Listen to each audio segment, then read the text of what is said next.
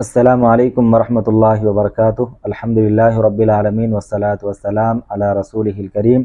اشہد ان لا الہ الا اللہ وحدہ لا شریک لہ واشہد ان محمدا عبدہ ورسولہ، اما بعد۔ محترم ناظرین اکرام، آج ہم جادو کا شرعی علاج کیا ہے اسے جاننے کی کوشش کریں گے۔ اگر کسی کو جادو ہو جائے، کسی پر جادو کا اثر ہو جائے، تو قرآن اور حدیث کی روشنی میں کیسے ہم اپنے آپ کا علاج کر سکتے ہیں، ان باتوں کو جاننے کی ہم کوشش کریں گے۔ اس بات میں کوئی شک نہیں کہ جادو اس دنیا میں موجود ہے۔ اگر اللہ رب العالمین نے چاہا تو کسی پر بھی جادو کا اثر ہو سکتا ہے، جیسا کہ اللہ رب العالمین نے جادوگروں کے متعلق قرآن مجید میں ارشاد فرمایا،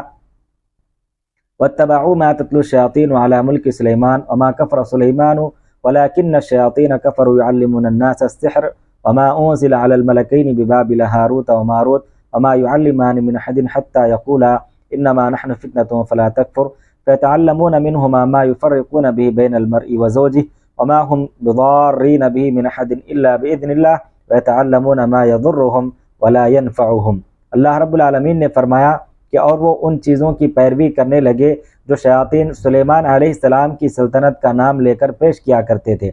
حالانکہ سلیمان علیہ السلام نے کبھی کفر نہیں کیا۔ کفر کے مرتکب تو وہ شیاطین تھے جو لوگوں کو جادوگری کی تعلیم دیا کرتے تھے، اور وہ پیچھے پڑ گئے اس چیز کے جو بابل میں دو فرشتوں ہاروت اور ماروت پر نازل کی گئی تھی۔ حالانکہ وہ فرشتے جب بھی کسی کو جادو کی تعلیم دیتے تو صاف طور پر کہہ دیا کرتے تھے کہ دیکھو ہم تو صرف محض ایک آزمائش ہیں، تم کفر میں مبتلا نہ ہونا۔ پھر بھی یہ لوگ ان سے وہ چیزیں سیکھتے تھے جس سے شوہر اور بیوی میں جدائی ڈال دی جاتی تھی، اور وہ اس کے ذریعے اللہ کے حکم کے بغیر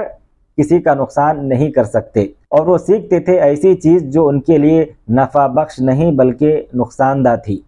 تو اس آیت کے ذریعے سے معلوم ہوا کہ جادو کی شروعات سلیمان علیہ السلام کے دور سے ہوئی، اور جس کو ہاروت اور ماروت نے سکھایا۔ محترم ناظرین اکرام، جادو کا اثر واقع ہوتا ہے اگر اللہ تبارک و تعالیٰ کا کونی اور قدرتی اگر حکم ہو تو، کیونکہ کائنات کی ہر چیز اللہ کے حکم کی محتاج ہے۔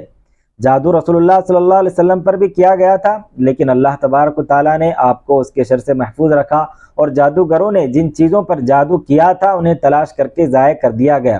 جس کے بعد اللہ رب العالمین نے آپ کو شفا عطا کی۔ اس لیے اگر وہ چیزیں مل جائیں جن پر جادو کیا گیا ہو، جیسے گانٹ پڑے ہوئے دھاگے یا ایسے پتلے جس میں سوئیاں چبھی گئی ہوں، انہیں ضرور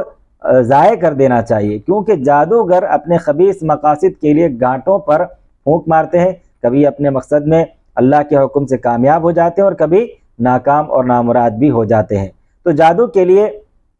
شرعی علاج موجود ہے۔ چند صورتیں، آیتیں اور دعائیں میں آپ کے سامنے رکھوں گا، جنہیں پڑھ کر جادو زدہ شخص کے سینے یا جسم کے کسی حصے پر دم کر کے پھر زیادہ مقدار میں پانی لے کر اس میں 7 عدد بیری کے ہرے پتے پیس کر ڈالیں اور اس پانی پر دم کر کے مریض کو پلایا جائے، پھر باقی پانی سے اسے نہلایا جائے تو انشاءاللہ ضرور شفا حاصل ہوگی۔ یہی عمل ان مردوں یا عورتوں کے لیے بھی مفید ہوگا جنہیں جادو کے ذریعے اپنی بیوی یا شوہر سے روک دیا گیا ہو، جس کی وجہ سے وہ ہم بستری پر قادر نہ رکھتے ہوں۔ تو سب سے پہلے سورہ فاتحہ، آیت الکرسی، سورہ کافرون اور سورہ اخلاص 3 مرتبہ پڑھیں، پھر سورہ فلق، سورہ ناس، پھر سورہ یونس کی 5 آیتیں 79 سے 83 تک، پھر سورہ اعراف کی 3 آیتیں 117 سے 119 تک، پھر سورہ طٰہٰ کی 5 آیتیں 65 سے 69 تک، پھر چاروں قل کے سورہ کافرون، سورہ اخلاص، سورہ فلق، سورہ ناس 3 بار پڑھ کر ان کلمات سے دعا کرتے ہوئے دم کریں۔ اللہم رب الناس اذہب البأس واشف انت الشافی لا شفاء الا شفاؤک شفاء لا یغادر سقما بسم اللہ ارقیک من کل شیء یؤذیک ومن شر کل نفس او عین حاسد اللہ یشفیک بسم اللہ ارقیک اعوذ بکلمات اللہ التامات من شر ما خلق۔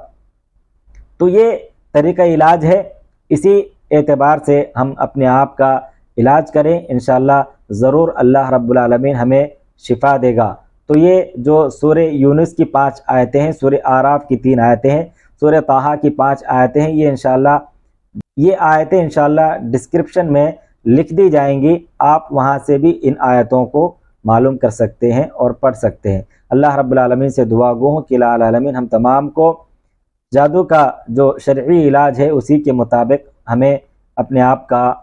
علاج کرنے اور کروانے کی ہمیں توفیق اور ہدایت نصیب فرما۔ آمین۔ وآخر دعوانا ان الحمد للہ رب العالمین۔ السلام علیکم ورحمۃ اللہ وبرکاتہ۔